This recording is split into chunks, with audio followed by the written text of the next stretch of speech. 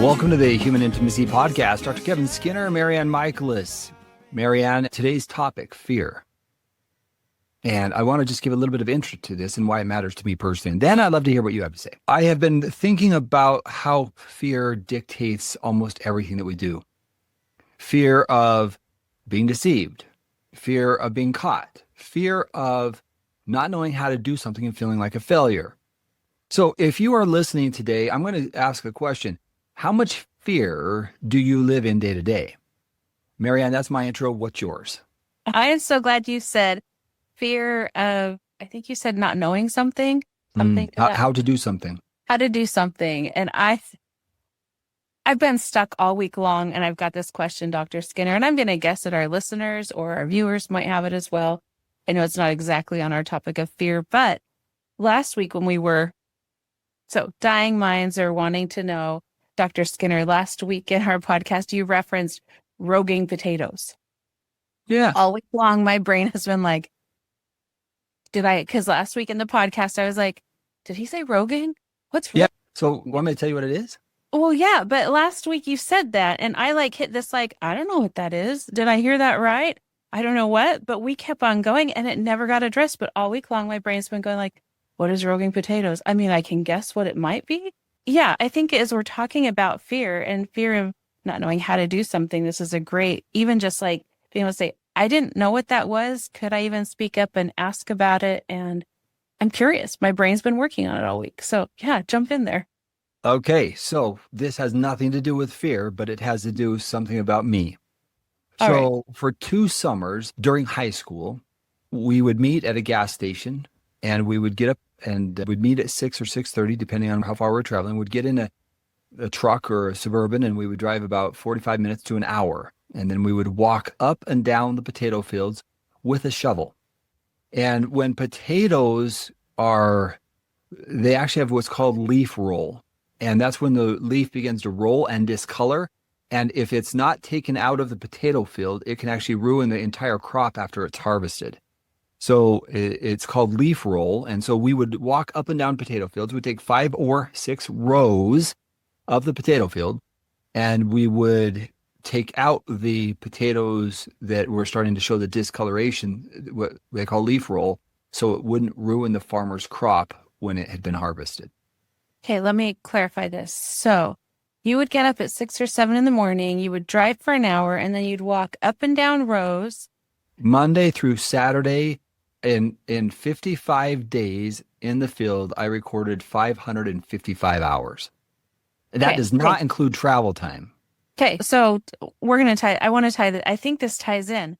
And so leaf roll is a disease. Yes. It can wipe out a whole field of potatoes. If you harvest it then can literally ruin an entire crop. So there's multiple parts, I think, that we can tie into this, that as a farmer, as a potato farmer, I'm fearful of leaf roll. Leaf roll, oh, for sure. I mean, if you harvest a crop and the leaf roll, which is really a bad potato, and if you've ever smelled a rotten potato, oh, it's awful. Take that exponentially because it's in the entire cellar. There's nothing worse than a rotten potato smell. I mean, I have PTSD from the smell of rotten potatoes. So you have a fear. You have something that motivates you to make sure that potatoes never go rotten and you don't go near them. So yes. So the reason why I have that is we would be walking up and down the field, but one farmer, he took his previous year's potatoes that were excess and he put them in this big pit, and we had to rogue around that.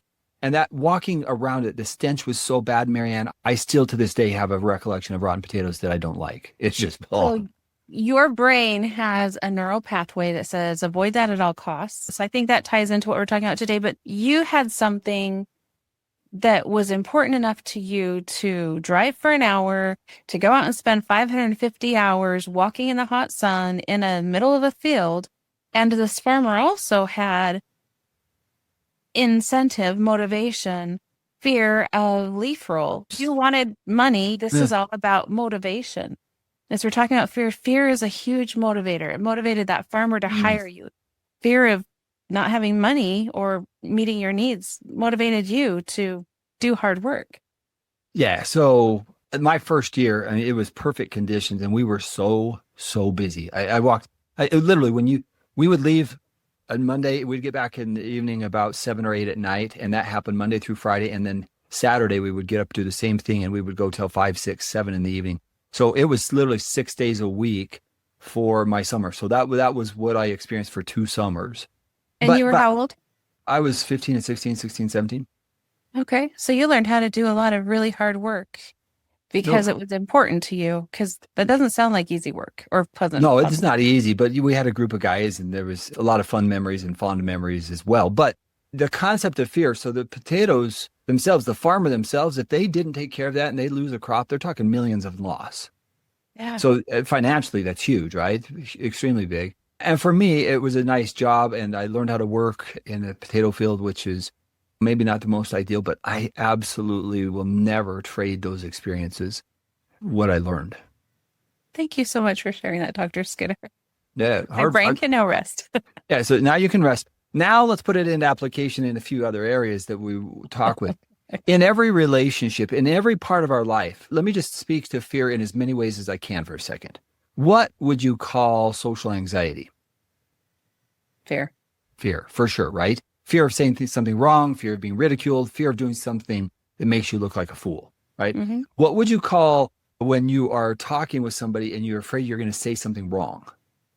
Or you don't know what roguing is. Or you don't know what roguing is. So a fear of does everyone know what roguing is? No. Yeah. Did I hear that right? Yeah. You did hear it right. So then you went and chat GPT. What is roguing? That is what we do today, right? At the end of the day, I could go through sexual betrayal, right? The fear that I don't know the person that I'm married to. Let's look at the other side, the fear of being caught. So now I've got this fear of both directions. And as a couple, the fear that we don't know how to solve this problem, maybe it's going to lead to divorce. And so this fear that we don't know how to have difficult conversations, we don't know what to say. So I feel like maybe I'm a failure because I don't know how to do something. Physiologically, MaryAnn, you know what that does to us? That just kicks right on into our autonomic nervous system. As I'm hearing you talk about this, you're talking about couples that are stuck in fight or flight. And don't know how to get out. Yeah. And then the person who's been living in a deceptive world of hidden behaviors, that fear of being caught. So when someone is caught, then the lies, the deception, the minimization or gaslighting, as we often refer to it, I really think the root of that is the fear of being seen. And when we see people in recovery, they're no longer living in fear. They're actually living in confidence and hope, because what you see is what you get. This is me. I'm wondering if it's more than fear of just being seen. I'm wondering if it's fear of consequences. Oh, fear of loss, for sure. When I have done something to hurt you and you find out about it, you might want to not continue the relationship because you don't trust me anymore. I think that fear is really tied into a lack of control for the outcome. Yeah. So if I'm controlling the narrative with my lies and I can keep it hidden, I'm okay. But the minute it's out in the open, there's so much to lose. And so I think it's really this fear of lack of control. Right. And so now I've lost control, which also is how you're going to respond. So from a physiological perspective, if we looked at fear is our body's way of saying, I don't know how to deal with this. I don't know what the outcome is going to be if I'm safe. Looking at that from the lens of somebody who's been betrayed or somebody who's been deceived, I don't know what to do with what I'm experiencing here. And so I begin to feel unsafe, fight or flight. And if it's really intense, I might even freeze. So from an autonomic perspective, yes, fear is our body's way of saying you need to prepare for fight, to flee, or it's too intense, you might need to shut down. Yeah, I think there's so many levels, and I want to just raise up. Usually I'm like, let's zoom this down and slow it out, but zoom it out or slow it down. I want to go up a little bit more today, though.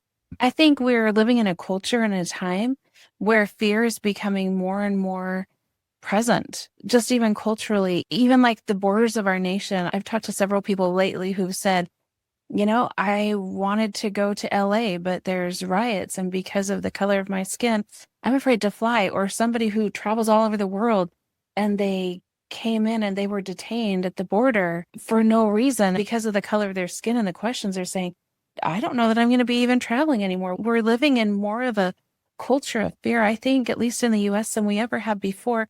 And we look at, how does that impact us? How does that impact what I'm doing? How does that impact how I'm spending my time or who I'm spending my time with? It brings in like isolation and avoidance. Because the data is simply overwhelming. There's so much information that it begins to flood our autonomic nervous system. And so, yes, we are living in a heightened state of stress, whether that's economically, whether it's boundaries or borders you're talking about, or sometimes it's just with the people around us. We don't know, are you trustworthy? Can I trust you? And when we look at social media, and I really believe it is an instigator of this because we're getting inundated with so much information, then, I mean, if you just took the news, I heard this a long time ago, but people who watch the 10 o'clock news, I don't even know if that exists anymore because I haven't watched it, but those who watch the 10 o'clock news, by research, are more depressed than those who don't. Well, what is it about the 10 o'clock news? This thing happened, and this thing happened, and this thing happened right before you go to bed. Right. So all of a sudden, I've got this adrenaline, this fear inside of me. What do I do with it? Now go relax and go to sleep. So let me take that a little further. So if we're looking at, we've got this cultural fear and, talking about our economy, talking about inflation, talking about finances. There's so many things that we can have different concerns, fears, and worries over.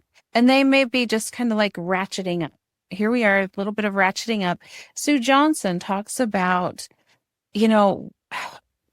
when we are in more of this hypervigilant, anxious state, somebody can say something to us and what normally would just come through like a gentle breeze, and we're just like, oh, that was kind of annoying. When we're already ramped up, we respond differently. We respond like it's a hurricane. And this absolutely applies to betrayal and in our relationships. But I think it's important to also just look at the whole context of this whole system of where we're at and understanding that we are living in much more heightened fear than I think we maybe have for quite a while. Yeah, I completely agree. So I want to go down a channel here for a second. Okay. Fear, if we really break it down, what is it? It has to be an interpretation of some event or events. You would not feel fear if you didn't have a previous experience. Right. If I was living in a country where there were no police with lights, if somebody pulled up behind me with an ice cream truck, like I'd have no concept. I wouldn't know, my heart wouldn't start rapidly beating. I wouldn't know it's the police and be anxious. So fear is an interpretation of a previous event. So when I'm an infant or a child and I'm a toddler walking around, if I see a snake, by the way, I have an incredible picture of a rattlesnake I saw the other day. Maybe I'll find a way to post that. It was a huge rattlesnake, not too far from. Did you feel fear? Oh, for sure. I mean, when Okay. you're walking and you hear about 5 feet from you, you don't not have that emotion. But had a toddler been with me, the toddler would not have felt fear because the toddler didn't know what that meant. So I have a personal connection with that. A couple of years ago, we were out hiking and going along the trail. My husband was behind me and I just kept on going. And my husband said, "Did you see that?" And I was like, "No." And he said, like 5 inches from my foot, there was a rattlesnake. I didn't see it. I just kept walking. He was behind me freaking out. And so exactly what we don't see or know or intuitively pick up, why would we have fear? So I think you're saying fear can be learned. Yes, but once we have experienced fear, a dog has bitten you. I've shared that story of me being bitten by a dog in the past. When you've been bitten by a dog, rattlesnake, you hear something and instantly you have what's called a reaction sequence from literally a stimulus down into a response, feeling the fear. Sure. This is your brain. It's encoded and said, I know what this is. This is danger. Pay attention, run away, whatever. Yes, and this is where I think our society has become over fearful. We become so fearful because we don't know what's safe and what's not safe anymore. In some cases, maybe even desensitized because there's so much around us that we've been inundated. Like, should I be afraid of this? Should I not be afraid of this? What do I do? I'll give you a few examples of that. I was talking with somebody who was related to sexuality. That's just what men do. I guess that's just what men do, MaryAnn. Yeah. They do something sexual. Or, oh, that's just how this person is. And so I tolerate it because that's how this person is. And I'm not even talking sexual there. Maybe they're angry or maybe they're something. So that's just who they are. And so I almost am inoculated with, oh, I guess that's the way it is. Yeah. And I want to speak to that first example you gave, Dr. Skinner, because even if it, as you said that, oh, that's how men are, or whatever that was that you said, hearing that, instantly I can feel the invalidation. Oh, so does that mean everything that I'm feeling about that isn't valid? Like, what happens to me when I'm saying, this isn't okay with me? I feel betrayed. My trust has been broken. I feel so hurt and heartbroken and scared about the future. And you're saying, well, this is just pretty normal. Oh, okay. If this is normal, then what do I do with all of this that's going on inside of me? A lot of confusion because I'm feeling one way and being told that I shouldn't feel that way. And so now my interpretation, am I wrong? So I have a lot of confusion. And let's look at this from the other side. When we look at it from a sexual perspective, we are sexual beings. And so a child having early sexual experiences is not atypical, but now let's say that they're being told that their sexuality is wrong or bad. Now, how do I make sense of that? Because it feels this way, but now it's bad and that I'm bad. And so now there's this fear of being caught. And that's what I see with a lot of people that I've worked with who have been trapped in unwanted sexual behaviors. It's because they have been told one thing and they're like, okay, and now I'm so confused. And now I've got this secret, which again creates fear of being caught, fear of being discovered. And so we live in a world, MaryAnn, where we're so confused. And then what comes in is this fear. And it could be a fear of being caught. It could be a fear of being socially rejected. But when we pause and say, what are we so afraid of? Let's just say, for example, I'm afraid I don't know who my spouse is anymore. This is a common thing that we hear in our office all the time. I don't know who they are. Are they capable of this? Are they capable of that? Well, they've done this. So where are the boundaries? And I think what you're saying is I don't have a template. What I thought I knew as safe, suddenly like I thought that was a safe path. And suddenly there's rattlesnakes all over the place and I had no idea. And I'm dancing among rattlesnakes now.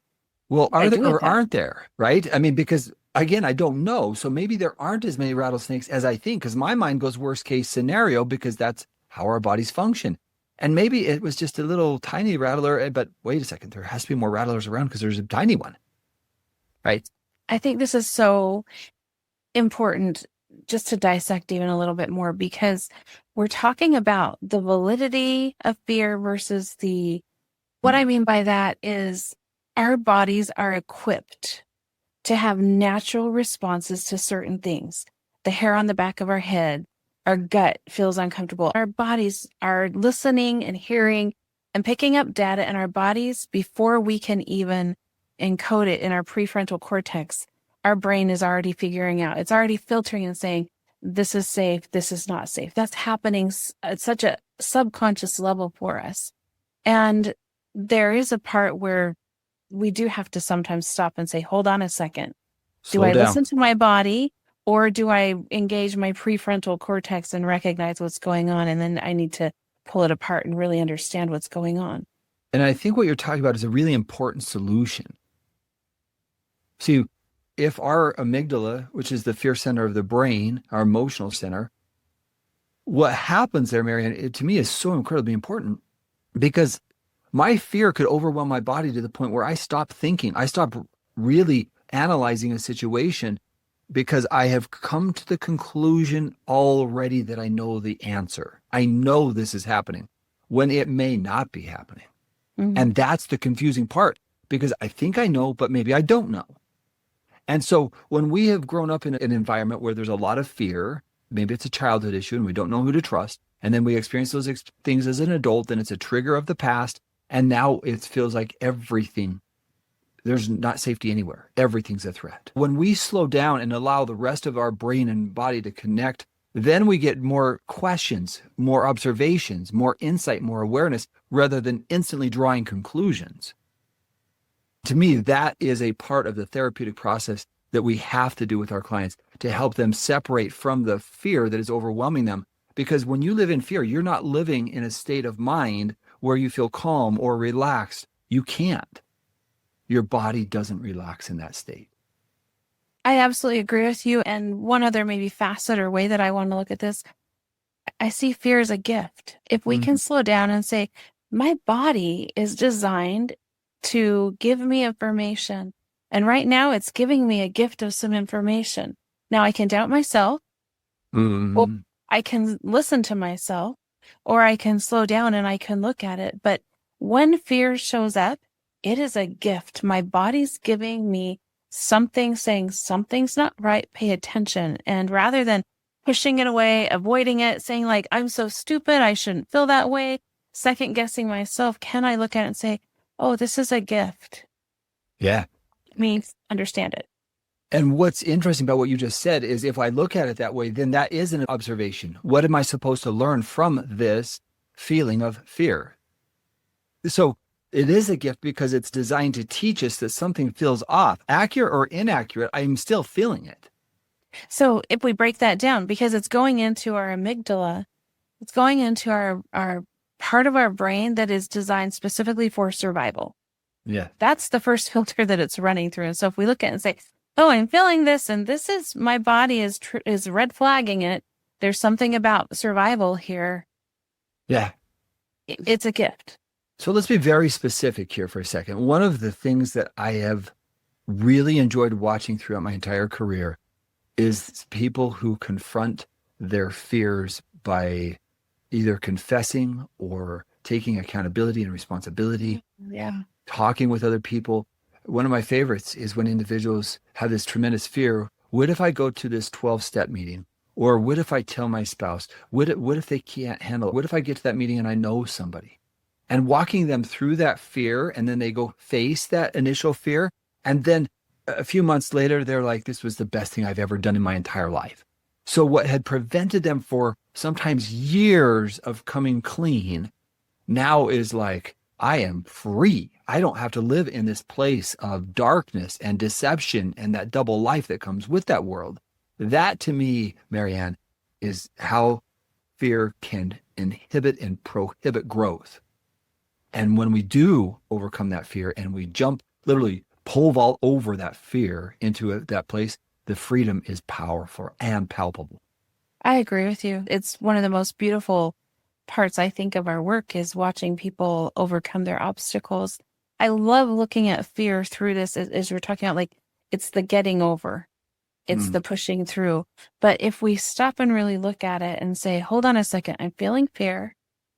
Can I slow down and say, what's that fear trying to help me with? In IFS language, internal family systems language, fear is a protector. So if I say this fear is showing up and it's trying to protect me for something, what's it trying to protect me from? Is it protecting me from hurt, from pain, from being rejected, from being abandoned, from being alone, from feeling unloved? Like, what is the purpose of what's showing up here? We need to understand fear comes through our amygdala, our survival center, and then it goes up and it's not our prefrontal cortex, which is our logic and our reasoning and our thinking. And so we need to say, I notice I'm feeling fear. And then that's our name it to tame it. We're naming the emotion, we're recognizing it. And then we want to engage that prefrontal cortex and start looking at it and understanding it. There are obviously life and death situations where we don't have the time to do that. But a lot of times when we're talking about relationally, we do have times to stop and say, hold on a second. What's my fear underneath this? Because what I find is we often have a lie. We're telling ourselves a story or there's a belief under there. If this happens, no one will love me. I'll be sad and lonely the rest of my life. And I love to confront my clients and say, well, that's not true. Let's talk about this person in your life. Let's talk about these people that you've told me about who love you deeply and who you love deeply. And then we go, wait a second. I'm living my life running on this narrative, this script that I'm going to be alone and sad and lonely. And that's really not my truth. And so then we can start to really do some work. And yet, if we don't challenge it, then we do stay in that place of fear and we really get stuck there. And then what happens with the growth of anxiety is it grows and grows and grows to the point where you don't ever question it or challenge it. You just accept it as the truth. I will be rejected, or my partner will always be this way. This is how they are. And so when we live in a world of fear, let's look at it from the other side. What is the opposite of fear? I think it's hope. And I would say safety. And with fear, you can't determine if you feel safe or not. And if I feel safe, then I see predictability, I see accountability. What you see is what you get, who I am. So for me, when I feel fear, I don't feel safe because my body doesn't feel that way. Hmm. So Hmm. uh, here's where I think you're right.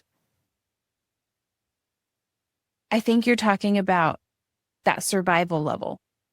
I think it's more the prefrontal cortex, whereas safety and fear in that space, I think you're right. I think it's talking about just that. Can I survive? Like that Yeah. inherent internal survivability versus can I think about this mentally for the future? That's Not really, important because too. I would say, MaryAnn, that hope is also a construct that fits with fear. If I feel fear, I think hope is still there. Well, I think it's still there, but I think it's a different level. I think it's more of like the prefrontal cortex level versus the Sure. amygdala level is what I was saying. Sure, but safety may be the dominant, but hope is a process that maybe I'm mistaken. Mm, Maybe as I go to this 12-step meeting, the hope is that I will develop friendships and that I'll overcome my yeah. fears, right? And so that may be a byproduct of facing your fears, is that the hope is that it can be different. Yeah. Yeah. So from a clinical perspective, I think fear is way more prevalent and not addressed. Because if I said to our listeners, name me your top 3 fears, write them down, they probably wouldn't have a hard time doing that. I am afraid of losing a child, my spouse's behavior. I'm afraid that people are going to see me. I'm afraid that I might have an uncontrollable addiction. I can't stop sugar. I'm Whatever. afraid that I will, if I do anything, if I leave this relationship or if I push the relationship, that I'll end up alone and no one will want me. I hear that one so often. And so we may say, I have this fear, but fear of being alone may be a greater fear than facing what's going on in the relationship. And so I may stay stuck there. Like it may be a secondary gain. It's easier for me to stay here than to Yeah. face being alone in the future. That's a huge Yeah. one. So fear, I think, is very pervasive in our culture. And the saddest thing about fear is that we don't realize it's fear. And it then dictates for years and years and years of our lives because we haven't addressed the root fears that maybe came early in life. And so the challenge is, how do we address our fears? Or sometimes they're unspoken. We don't even know what we're so afraid of, but we feel fear. And I think we genetically can pass down fear. I'll give you an example of this. I was talking with a friend many, many years ago. We lived in the same neighborhood for quite a few years. And she said something really profound to me. She said, I grew up in a family where we were afraid. I mean, money was a big deal because our grandparents really struggled with money. And so it was passed down. And it's like, well, no, we can't do that. We can't buy that kind of a car, or we can't go on that kind of a vacation because then we will be taking too big of a risk, and we can't take financial risk. You could lose everything. Now, that fear had grown with them primarily because their grandparents grew up during the Depression. Yeah. And so everything is extremely financially tight and conservative and everything, like, and so she almost felt guilty going on a trip.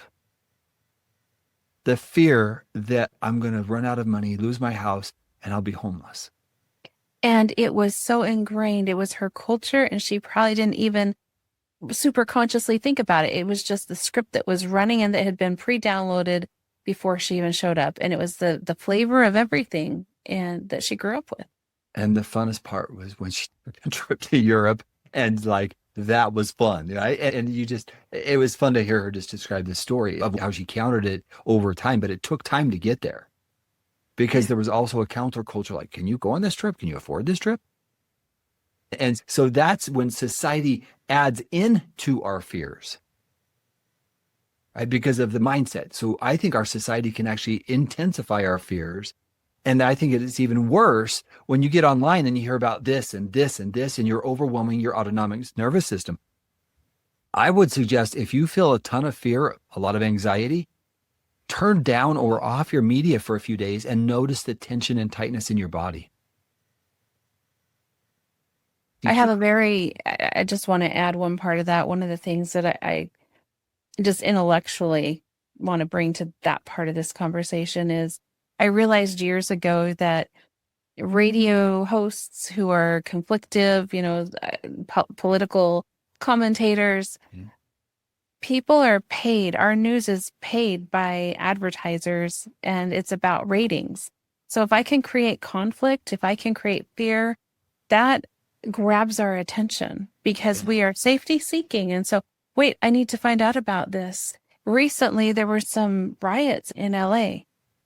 And the reality is my understanding is it was a small area, but things get blown out of proportion oftentimes by our media because they want the ratings, which means money, which means advertising. And so really looking and saying, like, what are the inputs that I'm bringing into my life? Mhm. And maybe what's their motivation? Some critical thinking about what it is and the whys behind it. That's so interesting you say that. So I want to give an example of this I was reading a book called Survivor's Club by Ben Sherwood many, many years ago. And the author talked about plane crashes.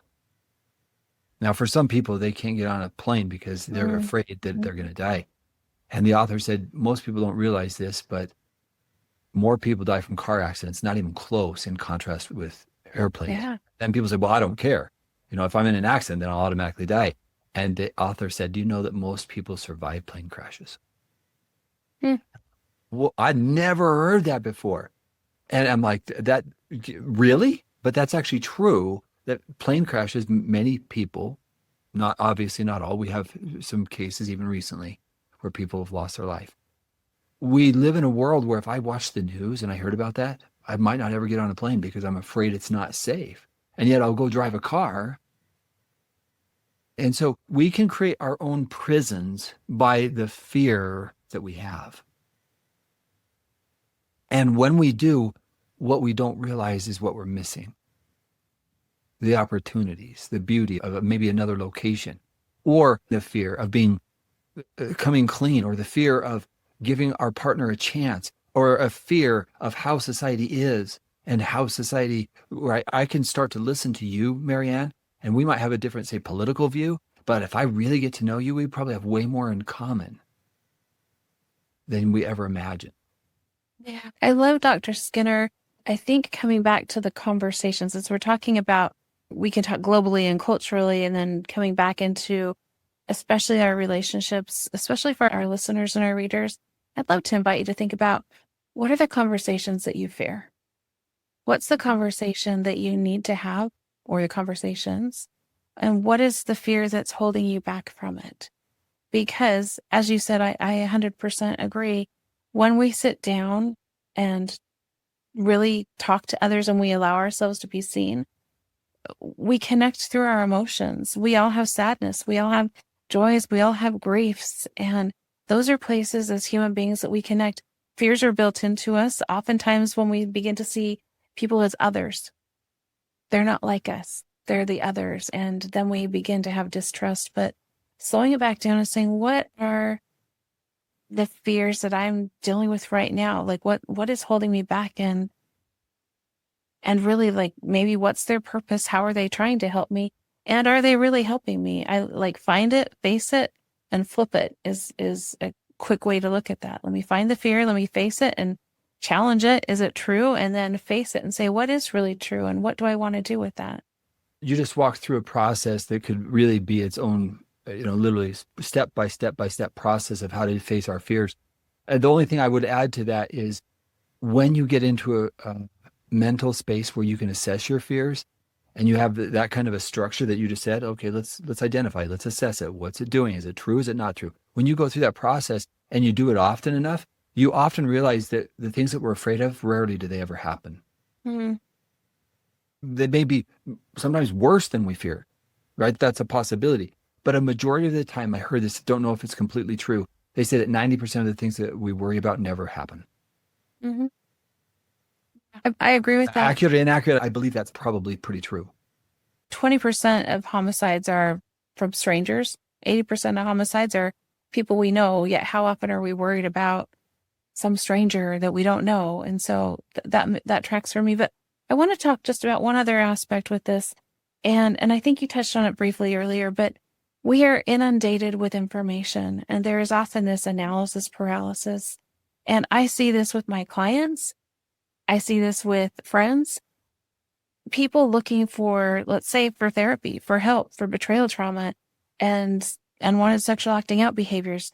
There's so much information. It's like, where do I go? Who do I go to? What's the theory that I need? What are the interventions that I need? It can feel so daunting.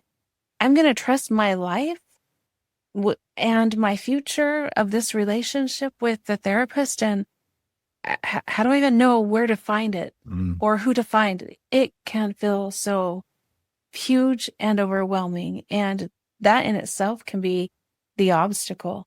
I don't know where to go. So I'm going to get shut down and just kind of frozen because It's too much. So what would you suggest if it's feeling like too much? I think this is where we do need people that we can trust. And so I would suggest renting somebody else's cognitive space and saying, hey, can you help me with this? This feels so overwhelming. I had potential clients, next door neighbor call me this week and say, I'm just reaching out for some information. My neighbor's going through this betrayal and it's so bad and they're in such a state of crisis. I'm just trying to help make some phone calls because they can't right now. Yeah. And so starting at least there with other supports. Yeah. And so now we're talking about having someone else to help us regulate our fears, what we call co-regulation, dealing with someone else to help us with that. But might I suggest, and this is just something I truly believe, the best outcome is when we identify our fears, give them a voice, and we learn how to do that process.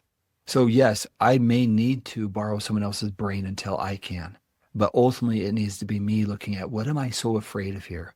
And I found many years ago an individual who had really been hesitant to get group support, just so hesitant.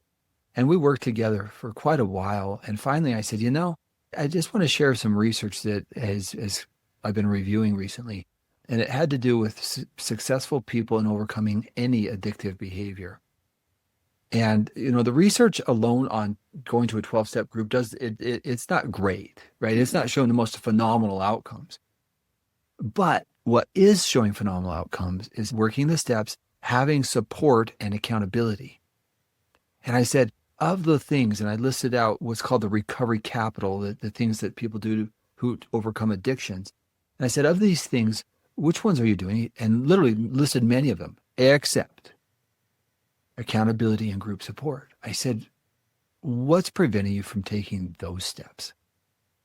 And he did a self-analysis and finally determined, I need to go do that. And that was like this shift. And it was so perceptible. It was like, I didn't know I could do that. And he's talking about it. And I just saw so much acceleration in the healing and the recovery process. I wish I had that magic formula, Dr. Skinner, because I do have clients who we have these conversations over and over, and there's something where they're stuck, and it is a challenge. I can't jump into their brain and help them pull out what it is. And so I love that you were able to help him walk through that. I think that's so important to have that outside help, because I want to go back to your earlier question. I do think that if we can get into that cognitive place, I think it's important to notice where we're at and have some self-compassion. If I'm overwhelmed, if I can't function, it's okay for me to say right now, I'm overwhelmed and I can't function, and to give myself some grace in that space. But I can't get to my prefrontal cortex if my body is so shut down and if I'm in a frozen state. I can't think, I can't function, even connect with myself mentally to make the decisions that I need. So I may need to slow down. I may need to just be with the emotion, let the emotions be there. There's also an exercise that I think can be helpful, and it's worries versus concern buckets. It's taking a piece of paper, drawing a line in the middle of it and saying, is this a worry or is this a concern? Worries are things I can't control that I have to just let go of and give to my higher power. Concerns are things that I can say, oh, here's one thing I can do. Here's a tangible thing I can do. And that at least can help me sort of sift through the heaviness and give myself maybe a starting place. But I do think that allowing the emotions and giving myself some kindness in this place. You're really overwhelmed, MaryAnn. It makes a Mm, lot of sense. What do you need right now to just help you understand what's going on in your body and sit with it and come back into the present? And what are you going to need to help you maybe move through this? Like those are yeah. some introspective questions that I think that can help us in that space. And, Marianne, there's a lot that we could talk on this topic. We've talked previously in a previous podcast where we talked a little bit about the fear of intimacy. Mm-hmm. And to me, that's kind of maybe as we get ready to close up shop today. Unfortunately, I use that phrase fear of intimacy, they typically think fear of sex. And if I could reclaim the word intimacy as letting people to see us. So fear of letting people in to see me. That is what I really think we need to conquer. Who are we? What's happening inside of us? And when we are at one with ourselves, we allow people to see us because I'm not afraid of what you see. Even the dark spots, even the places that aren't perfect, my mistakes, those parts of me. So acknowledging I don't know how to do something, or I made a mistake, or, my anger has been over the top, or whatever it may be. It's the choice to be a better human being. And when I am living in fear, I'm not reaching my fullest potential because I'm living in a state of protection, fight, flight, or freeze. It's not the ideal place to live. It's the deceptive place to live. I'm living in a world where I'm not able to have human intimacy. If we're going to reach and aspire to be better, then all fears have to be understood and dealt with. Otherwise, we will be dictated how we live our lives by our fear. And that would be my greatest concern for all of us, is to face our fears so we can form true and deep intimacy. As you're saying that, I'm thinking about just going back to fear as a survival mechanism. If I'm walking through a minefield, I need fear. I need to be very aware and alert, and there may be some present danger. And in some situations, for some of our listeners, some of our clients, fear is an important part of figuring out, once again, am I safe? Going back to what you talked about, that opposite. Am I safe here? And if I'm in a relationship where I'm walking through minefield and it's pretty explosive, I have to find other places where I can re-regulate and connect with myself and connect with others so that I can navigate that. Okay, so MaryAnn, I'm going to leave our listeners and leave you with something to think about, and you tell me All if right. I'm wrong. All right. Okay, when I have appropriate boundaries, what happens to fear? I'm going to say it goes down.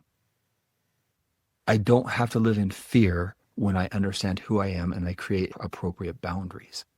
It does not mean that this person I'm with or this situation is going to be resolved the way I want it to. It means that I understand myself well enough to say, this is how I'm choosing to live. Either you can join me here or not in a relationship, or my personal boundaries in overcoming an addictive behavior. This is who I am. I'm not going to live in fear of my addiction or how you choose to respond. So I would say healthy boundaries reduces fear.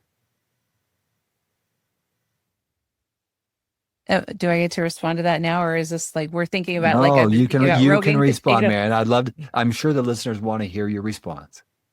Dr. Skinner, that boundaries are near and dear to my heart, and I absolutely agree with that. I believe the way that I look at boundaries is they're not consequences, they're not punishments. They are created with me figuring out what I need, what I'm not okay with, and what I need. And boundaries are all about me creating that safety.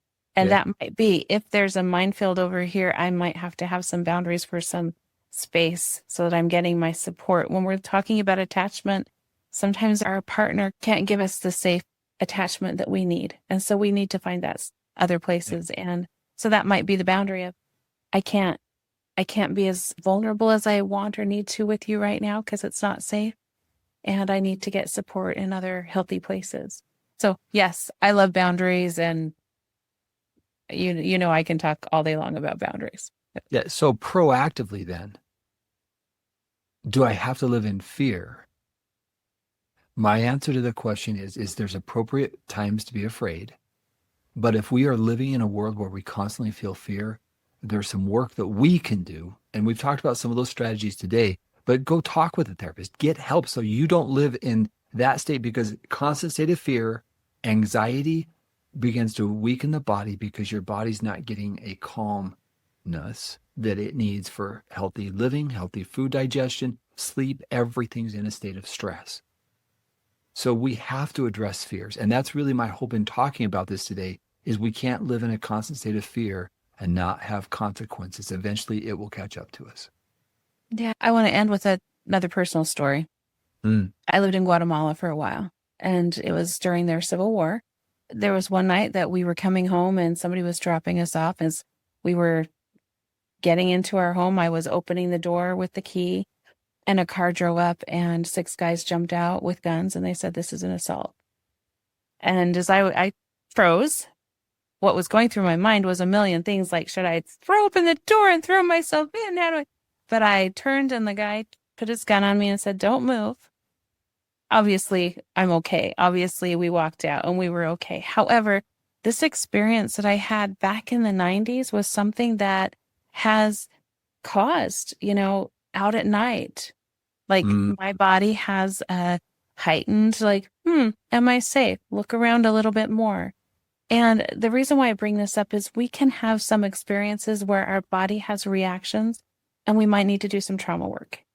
We might need to have some help resolving some things because it's a valid fear. I went through something that created some PTSD that was pretty significant, and it can show up and haunt me, but there's value in doing trauma work around our fears as well, because when I walk out, that's one moment in my life. That has never happened again in my entire life, but that one time, it's flavored a lot. And so my brain has that pathway when I walk out at night. Am I safe? Yeah, I am safe. Cognitively, but the fear is still there in certain situations. It's triggered. Yes. So I'm going to validate that. And honoring that, yes. So I know we need to end today. So in the next podcast, I'm going to ask you to prepare how it actually resolved, not just I'm okay, but in the next podcast. So to our listeners, stay tuned for the exciting finish. This is the roasting potatoes. This is the roasting potatoes for you. Is next time we're going to finish the story of what actually happened to make it so you were safe. Hopefully to our listeners, we've given you a few things to think about today on fear. We thank you for your time. We genuinely appreciate it. And we're excited to let you know that upcoming, we've got some fun things that we're working on. If you're not on an email list, send us your email at questions@humanintimacy.com, and we will get you on our email list where we announce new activities, and we'll start announcing more of those on our podcast. But questions@humanintimacy.com if you're interested on being on our mailing list. All right. Just as we wrap up, thank you to everybody for being here. And may you go forth with hope and joy and curiosity and looking for the gifts. All right. Thank you very much. Have a great week. We'll see everybody next week. Bye-bye. Thank you. That I can't help but smile when you smile and laugh when you laugh. Something to